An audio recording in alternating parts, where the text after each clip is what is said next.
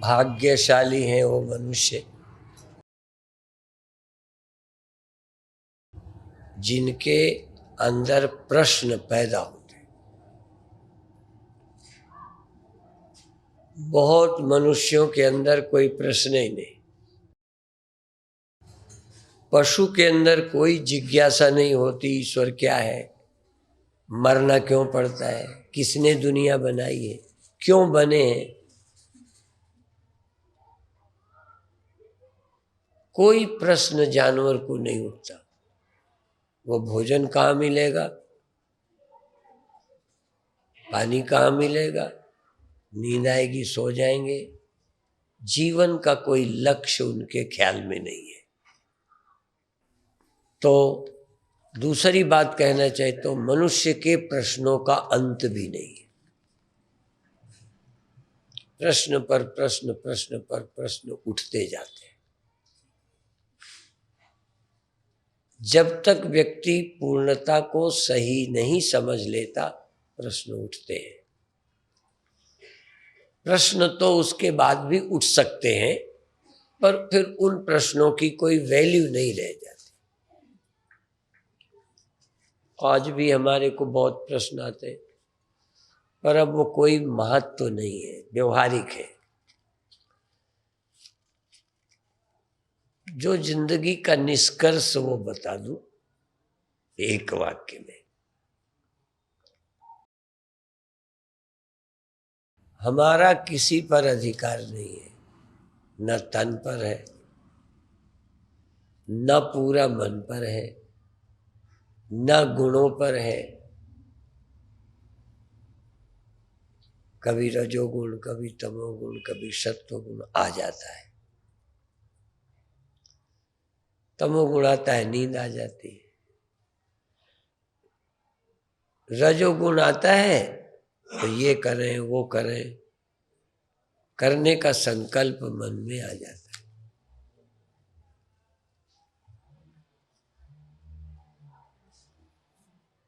तो फिर हमें क्या मिला?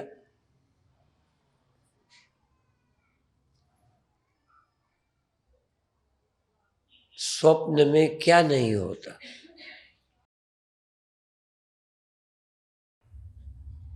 जो जागृत में होता है, ऐसा क्या है जो स्वप्न में नहीं होता? भूख प्यास, लड़ना झगड़ना, काम धंधा, पढ़ाई लिखाई, लड़ाई, ब्याह शादी। जो जागृत में होता है उसमें क्या है जो स्वप्न में नहीं होता? सब कुछ होता है अर्थात, पर उसकी चिंता मिट गई है। हमको जैसे तुमको स्वप्न में, स्वप्न से जागने पर सब स्वप्न स्वप्न है, ऐसे ही हमको लगता है संपूर्ण सृष्टि स्वप्न है। नियंत्रण अभी भी नहीं है। स्वप्न है इस समझ का ही हमें लाभ है बस। जन्म स्वप्न, मृत्यु स्वप्न, पाप पुण्य कर्म स्वप्न, आना जाना स्वप्न, सुख दुख होना स्वप्न है।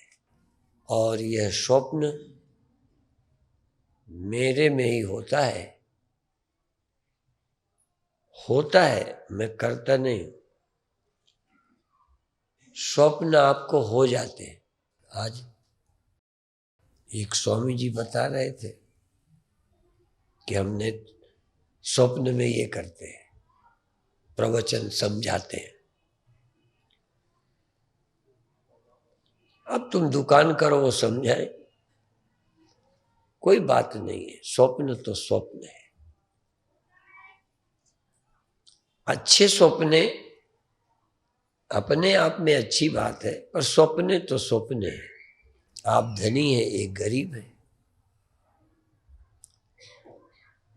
दोनों स्वप्ने हैं। ये नहीं कि स्वप्न में आपको अमीरी अच्छी नहीं लगेगी, स्वप्न में गरीबी बुरी नहीं लगेगी, ये मैं नहीं कह रहा। पर जब होश में होगे तब तुम्हें ये स्वप्न लगेगा, और उस समय अमीर होने का सुख और गरीब होने का दुख नहीं रहेगा। जिस समय जितनी देर स्वप्न रहेगा रहेगा, हमारे वाक्य पकड़ना, पर जागते उसका कोई महत्व नहीं।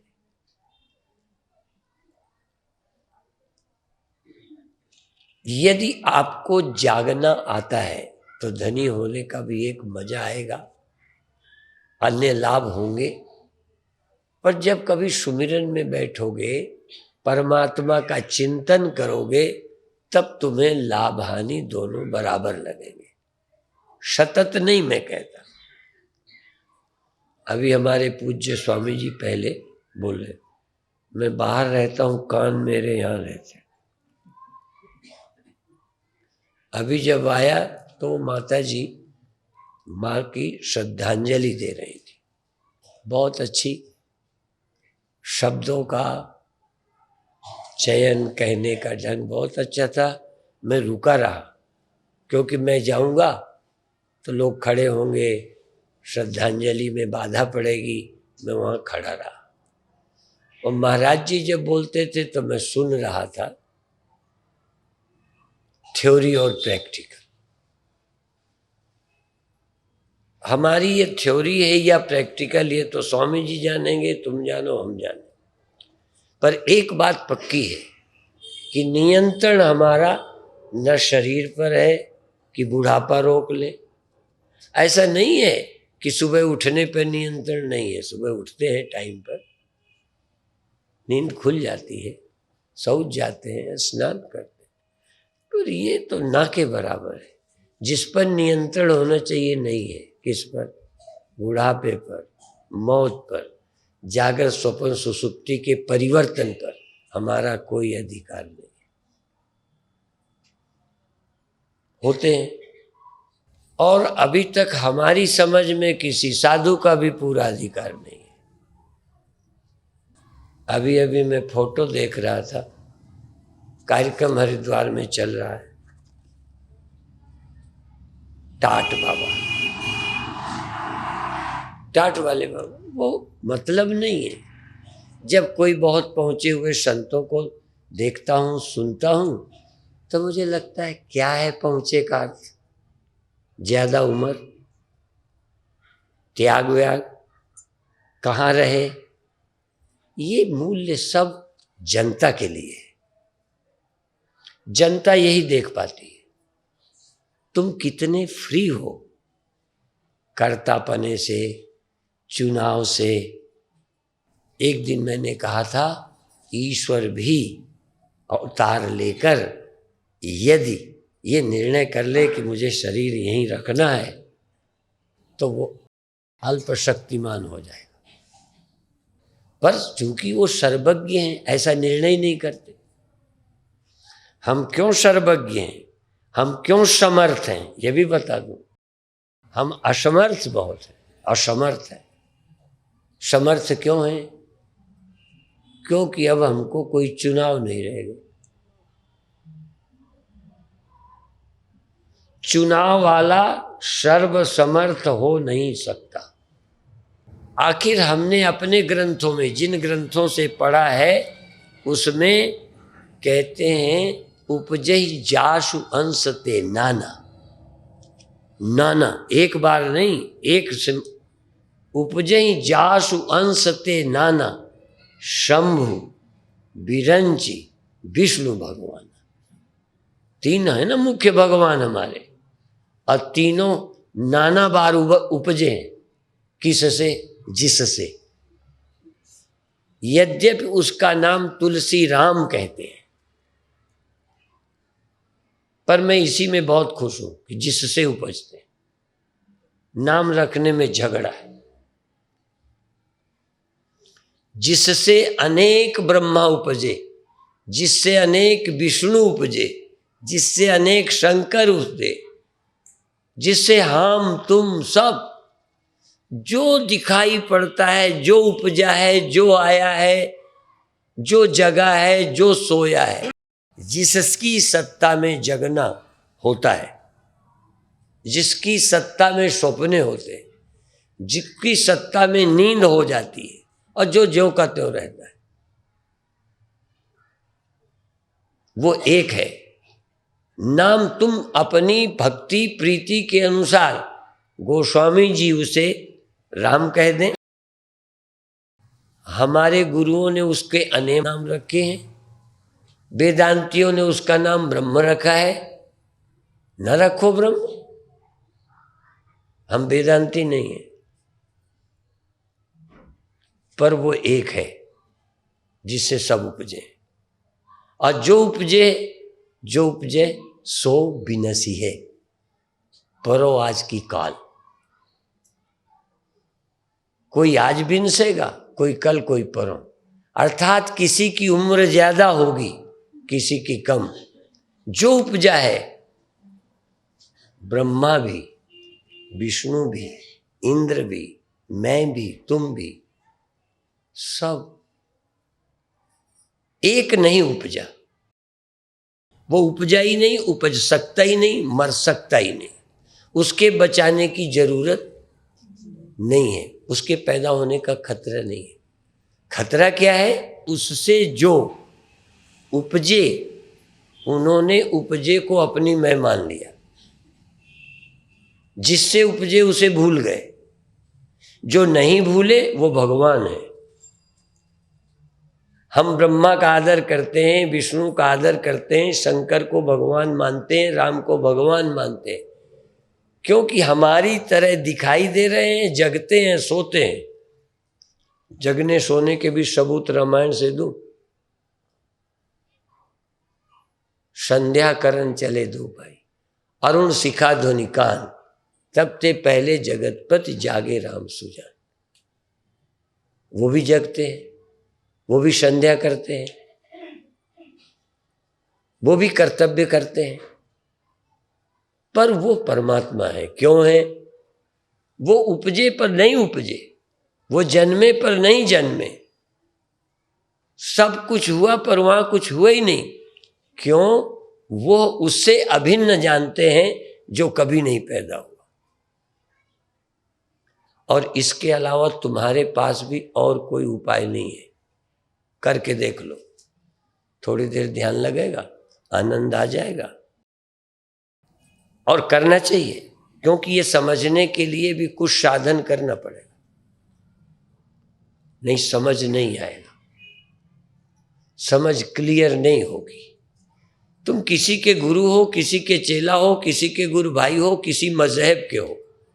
ये बात मजहब की मैं नहीं कह रहा, न ये हिंदू मजहब है, न इस्लाम है, न ये सिख है। ये सत्य है कि एक चीज पैदा नहीं होती, उससे सब पैदा हुए। यद्यपि ये बात हमारे मजहब में लिखी है, ये बात भी बता दो, यतो वा इमानि भूतानि जायन्ते येन जातानि जीवन्ति यत् प्रयन्त्य विषम विशन्ति तद् ब्रह्म तद् विजिज्ञासस्व। शुरू में ही जिससे सारी सृष्टि हुई है,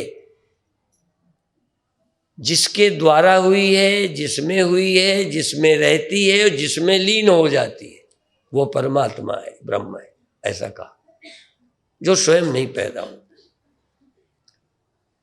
आपके अंदर ख्याल आएगा कि वो पैदा हुआ होगा, तो मान लेते हैं कि वो पैदा हुआ, तो फिर वो भी किसी से तो पैदा होगा। पैदा होने को तो कुछ चाहिए।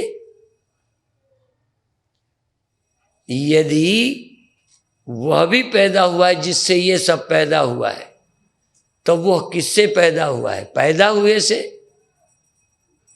या न पैदा हुए? यदि पैदा हुआ है कोई, यदि ईश्वर भी चलो पैदा हुआ है, तो ईश्वर जिससे पैदा हुआ है वो कौन है? वो अनीश्वर है। अर्थात जिससे, यदि आप ईश्वर के बाप बनाओ, हमें कोई आपत्ति नहीं, पर हम एक बाप ऐसा जरूर मानेंगे जो कभी पैदा नहीं हुआ। तर्क से भी, अनुमान से भी, प्रमाण से भी, हट करके भी ये सिद्ध करेंगे। यदि वो पैदा हुआ, फिर वो उससे हुआ, कोई तो होना चाहिए। तो इसलिए पहले कह दिया जिससे सब पैदा हुए। जो कभी नहीं पैदा हुआ उसका नाम परमात्मा है, और चूंकि उससे सब पैदा हुए हैं तो जहां जहां सब है सब में वो है, क्योंकि सब उससे पैदा हुए। पैदा हुआ उससे अलग नहीं रह सकता, क्योंकि जीवन थी उसी में रहते हैं। पैदा हुए जिससे रहते भी हैं उसी में। तो तुम हो चाहे मैं, ब्रह्मा हो चाहे विष्णु, कुत्ता हो चाहे बिल्ली, सब उसी में रहते, उससे अलग नहीं, और सब उसी में लीन होते हैं। इसीलिए महाप्रलय में, नींद में सब जो अलग अलग है ये सब उसी में समा जाते हैं। उसके मिलने के लिए कहीं नहीं जाना, पर उससे जो ऐसे मिलोगे फिर आ जाओगे, फिर मिलोगे फिर आ जाओगे। जब तक ये विज्ञान न हो जाए कि उसमें हम में कोई फर्क नहीं, वही तुम हो जो जन्मा नहीं, जन्मना ख्याल है। इसीलिए जो भी ज्ञानी हैं, चाहे वो अष्टावक्र हैं, चाहे अवधूत दत्तात्रेय हैं, चाहे कोई और हैं, वो कहते हैं मुझसे जगत होता है। जो उपनिषद थर्ड पर्सन में जिससे नाम नहीं लेता, जिससे जगत हुआ है, जिसमें जगत रहता है, उसी को ज्ञानी कहता है। मुझसे जगत हुआ है, मुझ में जगत रहता है, मुझ में जगत लीन हो जाता है। दूसरी समस्या क्या है? आत्मा और ब्रह्म, आत्मा और परमात्मा, आत्मा ब्रह्म की एकता। चूंकि तुम्हें ये तो लगता है स्वप्न मुझसे हुआ है, पर सारी दुनिया मुझसे हुई है नहीं। जागृत अवस्था मुझसे हुई है, पर सृष्टि मेरे से हुई है ऐसा नहीं लगता। पर जिनको अवस्थाएं मुझसे हुई हैं लगता है, वो आत्मवेत्ता है। गुरुवाणी में बड़ी मजेदार बात है। कुछ लगातार सुखमनी साहब में शब्द हैं जो आत्मज्ञानी की महिमा बताते हैं, और कुछ शब्द हैं जो ब्रह्मज्ञानी बताते हैं।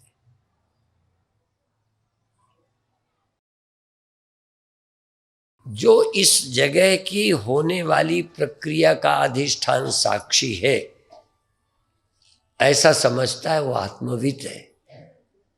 और जो ये समझता है ब्रह्म जिससे सब हुआ है उसी से ये हो रहा है, ये कोई दूसरी आत्मा से, वो कोई तीसरी आत्मा से, वो कोई चौथी आत्मा से नहीं हो रहा, वो एक ही है, उसी से सब हो रहे हैं।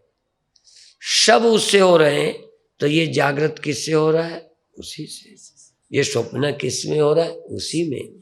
ये स्वप्न किसके खो जाते हैं, कौन बचता है? वही यहां बचता है, वही सब जगह बचता है। अब आखिरी बात बता दें, हुए सब उससे हैं पेड़, पर उनके अंदर कोई सोचने का अवसर ही नहीं। हुए सब, जैसे आत्मा से ही तीन अवस्थाएं हुई, जागृत, स्वप्न, सुषुप्ति। तीनों का फर्क जानते हो? एक दिन मैंने बताया था, फिर याद दिला दो। सुषुप्ति बहुत अच्छी है, उसमें तुम्हें कोई समस्या नहीं, चिंता नहीं। पर सुषुप्ति सभी प्रपंचों का बीज है, फिर निकल आते हैं। बीज में से जैसे वृक्ष निकल आता है, सुषुप्ति में से और महाप्रलय से फिर सृष्टि निकल आती है। महाप्रलय में कोई तकलीफ नहीं रहती। देखो, हाँ, महाप्रलय से लोग डरते हैं क्योंकि तुम जागृत में संसार में हो, इसलिए तुम्हें डर लगता है। महाप्रलय में बिल्कुल किसी का कोई गड़बड़ नहीं, सब मर जाओगे और कोई जरा भी नहीं मरोगे, सब ठीक ठाक वहां छिपे रहोगे अव्याकृत में, और फिर निकल आओगे। नींद में कितना तुम्हारी आंख चली गई, कान चले गए, समझ चली गई, सब कुछ चला गया कि नहीं? गहरी नींद में तुम्हारा सब चला गया, विद्वता चली गई, साधुता चली गई, अच्छी बुरी आदतें चली गई, शास्त्र आदि का ज्ञान विज्ञान सब नींद में चला गया, फिर ज्यों कहते हो आ गए। यदि सुसुप्ति में सब नुकसान होता तो तुम दिन भर पढ़ते, रात को सब खत्म। जन्मों जन्मों में जो तुमने किया है वो अभी तुम्हारा सुरक्षित है महाकाल में, मृत्यु में। वो मृत्यु में सब कुछ छिपा है, इसलिए महाप्रलय में किसी का नाश नहीं हुआ, बीज रूप में सब है, फिर आ जाती। एक वेद का मंत्र है, यथा पूर्वम अकल्पयत, जैसे सृष्टि थी दोबारा आ गई।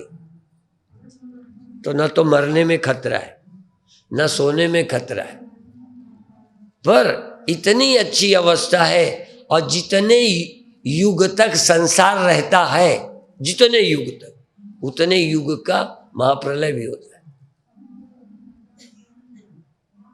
उतने दिन तक न चीटी न चीटा, न आदमी न औरत, न जन्म न मरण, न दुख, कोई नहीं है। उतने दिन, कितना लंबा टाइम है जिसमें तुम्हें दुख नहीं होगा,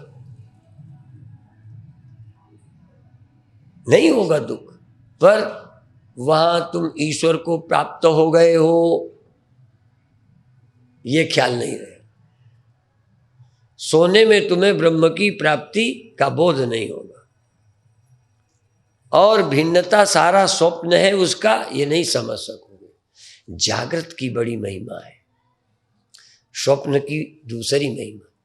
स्वप्न की ये महिमा है कि झूठ सच किया जा सकता है। जहां समय नहीं, देश नहीं, वस्तु नहीं, इंद्रियां नहीं, सब खड़ी कर सकता है। स्वप्न माने जैसे ईश्वर, समझो या न समझो, तुम महत्व तो नहीं देते। जो कुछ नहीं था सब कुछ खड़ा हो गया, सड़कें, दूरी, पेड़ पौधे, उनकी सुगंध, स्वाद, स्त्री पुरुष, सुख दुख, जन्म मरण, आयु, सब खड़ी कर देता है स्वप्न में। इतनी ताकत है, पर वहां पर भी आत्मा परमात्मा को खोज नहीं सकता। जागृत अवस्था एक ऐसी है जिसमें आप प्रश्न कर सकते हो, पूछ सकते हो, समझ सकते हो, गुरु की तलाश कर सकते हो। इस सृष्टि का रहस्य जागृत में और मनुष्य शरीर, ये शब्द भूलना नहीं। कुत्ता जगता है कि नहीं? शुअर जगता है, उसकी जागृत अवस्था ब्रह्म ज्ञान के काम की है। इसलिए मनुष्य जन्म और जागृत अवस्था, सारे सृष्टि के रहस्य मनुष्य शरीर में और जागृत में खोले जा सकते हैं। और तुमको जागृत अवस्था प्राप्त है, मनुष्य का देह प्राप्त है। तो अब जागृत अवस्था प्राप्त है तो ये खोएगी नहीं रोज। आज से जागृत ही बने रहोगे। स्वप्न होंगे कि नहीं? गहरी नींद होगी कि नहीं? होगी। अच्छा, कुत्ते की भी आएगी, वो भी सोएगा, बल्कि हमसे ज्यादा सजग सोता है। तो देखो, और सब कुछ उसके भी है, पर फिर भी परमात्मा ने ये शरीर विशेष बनाया है, और जागृत अवस्था विशेष सत्य के समझने के लिए बनाया। स्वप्न हमको समझने में मदद करेंगे कि तुम जो देखते हो वो सच दिखता है। तुमको एक सबूत मिला कि कहीं जो अब देख रहे हो ये स्वप्न तो नहीं है। जब स्वप्ने को हम सत्य देख सकते हैं तो अब जिसे सत्य देखते हैं ये कहीं स्वप्न ही तो नहीं है। सोचने की गुंजाइश हो गई। यदि रस्सी में सांप देख सकते हो, कुछ का कुछ सुन सकते हो, कुछ का कुछ समझ सकते हो, और उस समय वही सच लगता है। सारी दुनिया में लड़ाई की जड़, आज विभू चेतना बहुत व्यवहारिक उदाहरणों से तुमको समझा रही थी। मैंने कहा ना कि मेरे कान यहां रहते, हो सकता है यहां वालों के कान यहां ना हो, तो सरल दृष्टांतों से सुना रही थी, व्यवहारिक हित की बातें। और मैं कहा करता हूं 99% झगड़े गलत सुनने से, गलत समझने से, गलत सोचने से होते हैं। पर तुम जो सोचते हो वही तुम्हें सच लगता है। यदि तुमको मैं गलत लगता हूं तो लगता हूं, तुम मानोगे ही नहीं कि मैं गलत नहीं, मेरे को गलत मत देखो। तुम्हें लगता है गलत है तभी मैं देख रहा हूं। तुम लोगों की सुन के अपना अर्थ निकाल लेते हो। मैं दिन भर में यदि अपने साथ वालों की लिस्ट बनाऊं तो दिन में 100 से ज्यादा गलतियां निकालूंगा कि तुमने यहां गलत बोला या ऐसा बोला जिससे ये अर्थ निकलेगा। हमारे शब्दों का अर्थ गलत, रस्सी पड़ी हुई है, हमें सांप दिख जाती है। एक प्रश्न ये भी था, ये किसी सज्जन ने पूछा है, ये इससे जुड़ा हुआ है। रस्सी कोई सांप बन नहीं जाती, दिख जाती। ब्रह्म भी जगत बन नहीं जाता, आत्मा जीव बन नहीं जाती, दिखती है। स्वप्न में भी दिखते ही हो, वहां कुछ हुए थोड़ी हो। और क्या नहीं हुआ, वहां सब कुछ हुआ। और ख्याल कैसे हुआ? कुछ नहीं। ये जो कुछ भी होता है अभी ख्यालों का एक प्रवाह चल रहा है, और वही हमें सच दिखता है। एक बार ख्यालों का प्रवाह तोड़ो और जो तुम कुछ हो उसे देखो। जो जो दिख रहा है, सांप लग रहा है, जरा प्रकाश करो, देखो क्या है, फिर आपको रस्सी मिलेगी, ब्रह्म मिलेगा, आत्मा मिलेगी, मुक्ति मिलेगी, बंधन का कहीं पता ही नहीं चले। और फिर जरा सी झपकी आई, फिर दिख रहा। सपने से कितने बार जागे हो? संख्या नहीं बताओ, बहुत बार। ठीक है, अब तो दोबारा नहीं सपना देखोगे।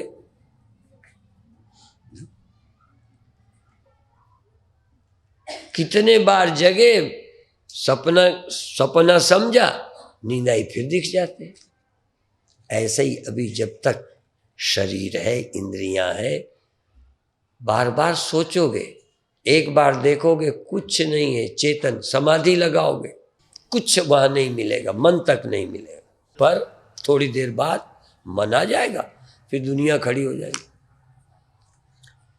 पर बार बार एक ही बात का विचार करो, सत्य क्या है। तो हिम्मत जुटाओ। और अंत में भी सरल बात में फिर आ जाऊं जो मैंने अपनी बताई। न मैं बुढ़ापा रोक सकता हूं, न मैं बूढ़े का समाप्त होना रोक सकता हूं। नहीं, चलो बुढ़ापा ही बना रहे, ठीक है ना। वैसे तो जवानी बहुत प्यारी है, पर चलो जवानी चली गई है, मान लो हमारे जैसे अब हम हैं, ऐसे ही बने रहे तो क्या काम है, ठीक है ना, रह पाएंगे। अच्छा, कोई रह लेता है? जितने हमने देखे सुने, कोई हमको रहने वाला नहीं मिला। तो या तो मानो कोई मुक्त नहीं है,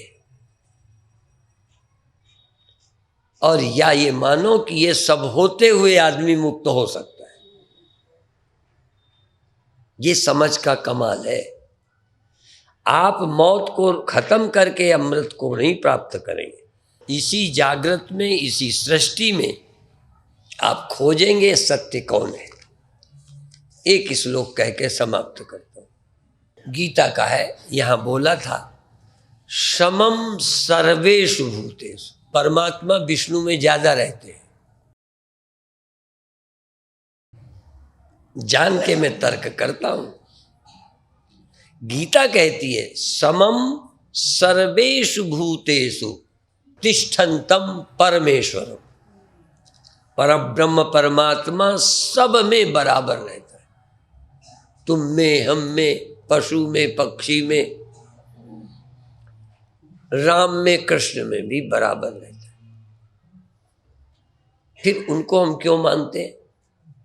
उनमें रहता है और उन्हें पता भी है। हम क्यों कथा कर रहे हैं? हम में रहता है, हम समझ गए हैं तो समझा रहे हैं। तुम क्यों अच्छे लगते हो? कि तुम समझना चाहते हो। शब्द देहरादून के लोग समझने नहीं चाहते, और जरूरी नहीं कि नास्तिक नहीं समझना चाहते, बहुत आस्तिक नहीं समझना चाहते। जो जहां लगा है बस ठीक है। और फिर इसे मानेगा, ये हो जाता है, वो हो जाता है। तो समम सर्वेषु भूतेषु तिष्ठन्तम परमेश्वरम विनश्यसु अविनश्यन्तम यह पश्यति स पश्यति। सब नाशवान है और सब में अविनाशी बराबर रहता है। सब नाशी में, सब नाशी, कुत्ता, बिल्ली, आदमी, औरत, कोई बात नहीं, ब्रह्मा विष्णु, सब नाशी और सब में अविनाशी बराबर रहता है। पर जिसको नाशी में अविनाशी दिखता है उसे ठीक दिखता है। आपको नाशी में अविनाशी नहीं दिखता, मैं झूठा नहीं कहूंगा, मैं क्यों झूठी बोलूं? देख सकते हो। जानवर में अविनाशी रहता है, उसे दिखता भी नहीं और देख सकता भी नहीं। अविनाशी ने नाशी देह बनाकर उसे अभी ये क्षमता नहीं दी कि वो देख सके। क्यों नहीं दी? वो अभी जन्म जन्म के फिरता है, नहीं जरूरत पड़ रही उसे। और बहुत जन्मों में भी मनुष्य जन्म में भी बहुत जन्म हो जाएंगे, तब भी तुम्हें जानने की जरूरत न पड़ेगी। तुम्हें का मतलब सब मनुष्यों को बोल रहा हूं, यहां हाजिर वालों को नहीं। हजारों करोड़ों मनुष्य हैं, पर अभी उनको इस नाशी में अविनाशी ढूंढने की जरूरत नहीं है। बस खाने की, मौज मस्ती की जरूरत है। जब थोड़ा उसमें दखल देती है, गड़बड़ होती है, क्योंकि भगवान ने ऐसा बनाया है कि ज्यादा तुम इसे टिका ही नहीं सको, तो कुछ लोग समझदार पहले से जिज्ञासा करते हैं कि नहीं रहने वाला है, आखिर फिर मेरे हाथ क्या लगेगा? बच्चा, शरीर, धन क्या है? तो ये मौज मस्ती क्या है? तो आप यदि आनंद में रहना है तो अविनाशी को खोजो। ये गीता का श्लोक है, नाशी में अविनाशी जान पाना, इसी में जीव में ब्रह्म देख पाना। इसी जीव में ब्रह्म बैठा है, तुम में ही अकाल पुरुष बैठा है, तुम में निरंकार बैठा है, तुम में अलेप बैठा है, बिल्कुल जिसको दुख सुख नहीं, यही बैठा है। और तुम वहीं उसी से होकर दुख सुख भोग रहे हो। क्यों? तुम उसे नहीं देख रहे। वेद का एक मंत्र बोल दो, द्वा सुपर्णा सयुजा सखाया समानम रक्षम परिशस्व जाते। इस शरीर रूपी पेड़ में दो पक्षी रहते हैं, एक इस शरीर के कर्मों के फलों को, सुख दुखों को भोग रहा है, और एक यहीं बैठा है, इसी के साथ बैठा है, जुड़वा दोस्त है। इसका साथ कभी नहीं छोड़ता वो, पर वो कभी दुखी नहीं, यहीं बैठा है। सर्वनिवासी सदा अलेपा, सदा अलेप तुम्हारे अंदर बैठा है और तुम सदा लेप।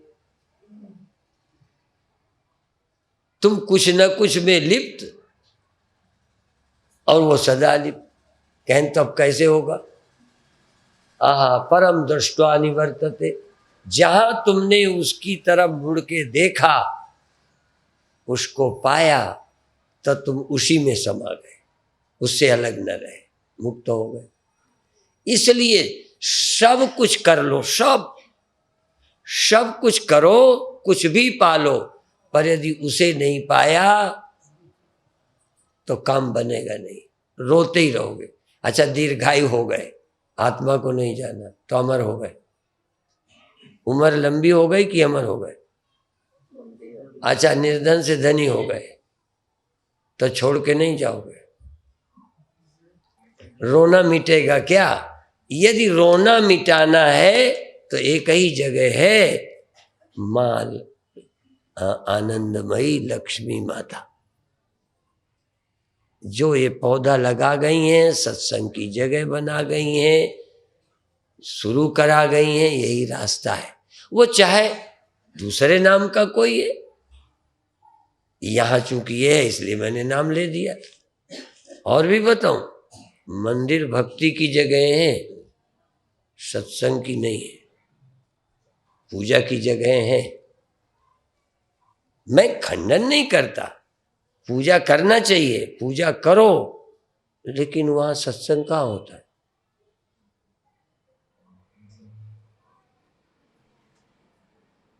गुरुद्वारों में होता है। बुरा नहीं मानो, हमने तो जो गीता कहती है उसको सुनना समझना नहीं चाहते। हम भगवान कृष्ण की प्रतिमा रख के पूजा करते हैं, कृष्ण से उनकी बातों से हमारा लेना देना नहीं। और वही बीमारी, कल हमारी प्रतिमाएं रख लोगे, हमारी बात सोचना बंद कर दो, हमारी पूजा करोगे, हम क्या मिलेगा मुझे? अभी मुझे नहीं समझ आती तो फिर प्रतिमाओं को करते रहो। जो वो कह रहे हैं उसे समझने की कोशिश करो। गीता से कल्याण होगा, गुरुवाणी से कल्याण होगा। आज गुरुओं का वो देह नहीं है, लेकिन एक तरह से जिस देह से कल्याण होना है वो गुरुवाणी आज है। और इसीलिए दशम गुरु जी ने गुरु की पदवी, गुरु की जगह ग्रंथ को दी है। असल में गुरु है ही ग्रंथ, वाणी ही ग्रंथ है, वाणी ही गुरु है। वाणी गुरु, गुरु है वाणी, बिच वाणी अमृत सारे। तो गीता क्या है? वाणी नहीं है ना, कृष्ण गुरु नहीं है ना, तो वो गुरुवाणी नहीं है ना, उसका नाम गीता कहते हो। कल्याण तो वाणी से ही होगा, उपनिषद वाणी नहीं है क्या? जो हम सुनाते हैं क्या सुनाते हैं? शरीर सुनाते हैं कि वाणी? शरीर गुरु है कि वाणी? तो जिंदा में भी वाणी ही गुरु है, वाणी के अलावा गुरु कोई है ही नहीं। इसलिए वाणी का सम्मान करिए और जीवन को धन्य बनाइए। अभी मां आनंद लक्ष्मी माता की बात सुन रहे थे, महिलाओं के लिए काम किया, निर्धनों के लिए काम किया, पिछड़ों के लिए, दुखियों के लिए काम किया। यहाँ बहुत ऐसी माताएं जो कपड़ा सी के काम चलाया, और उनको जब मैंने खुश देखा, आहा, एक तरफ मैंने मिनिस्टरों को रोते देखा, मुंह लटकाए देखा, चिंता में फंसे देखा, एक तरफ कपड़ा सीकर जीने वाली एक महिला को आनंद में देखा। और अब भी वही कहता हूं, जो इस रास्ते को नहीं पकड़ेंगे, कुछ हो जाए रोना नहीं मिटेगा। रोना मिटाना है तो यही दरबार है। आइए सत्संग कीजिए, लाभ लीजिए, चिंतन कीजिए। बाकी मैं अपना बुढ़ापा नहीं मिटा सकता तो तुम्हारा मिटाऊंगा। कितने बेवकूफ हो तुम, बुरा नहीं मानना। सिर पे हाथ रख दो, मैं सिर पे हाथ रखता हूं, बूढ़ा हो गया, अपने तो रखता हूं, अपने और ये सिर्फ पूरे शरीर पे रखता हूं, फिर भी गड़बड़ होता जा रहा है। यहाँ है कुछ रहने वाला। रोज जागृत टिका नहीं पाता, स्वप्न टिका नहीं पाता, नहीं मैं तुम्हारे लिए कौन सा इंतजाम करूं? तो मेरे पास भी मैं सदा असफल हूं टिकाने में, पर जो टिका है उसको पहचानने में सफल हूं, वही मैं तुम्हें बताता हूं। वही एक रास्ता है, और कोई रास्ता ही नहीं। गुरुओं ने कहा तुम यज्ञ करते हो, फलाना करते हो, कुछ सब करते हो, पर राम की शरण नहीं जा रहे, ये गुरुओं का कहना है। तो तुम भी आ जाओगे, चले जाओगे, ये करोगे। राम क्या है? उसकी शरण जाओ, उसके हो जाओ, उसको अपना मानो, उससे रिश्ता जोड़ो। रिश्ता तो इनसे जोड़े हो, बुद्धू भगवान को बनाते हो, लोग ही राम खिलौना माना। अरे फालतू की बातें नहीं करो, समझने की चेष्टा करो। और कोई रास्ता नहीं है। नान्या पंथा विद्यते अयनाय, और कोई रास्ता नहीं। एक परमात्मा की शरण ही है, उसका सुमिरन है। इसलिए सुमिरो, सुमिरी सुमिर सुख पाओ, कल कलेश तन्मय मिटाओ, और काज तेरे कीते ना। एक लाइन में समझ लो, और काज कुछ भी, और काज तेरे कीते न काम, मिल सा संग भज केवल नाम। इतना ही कहकर समाप्त करते हैं। सच्चिदानंद भगवान, आनंदमयी लक्ष्मी माता की, अम्बे माता की जय, और दूसरी तीसरी माता की, चौथी माता की भी जय। ये देखती हैं, देख रेख करती हैं, संभालती हैं, इस पौधे को सींचती हैं, इसलिए सब बधाई की बात।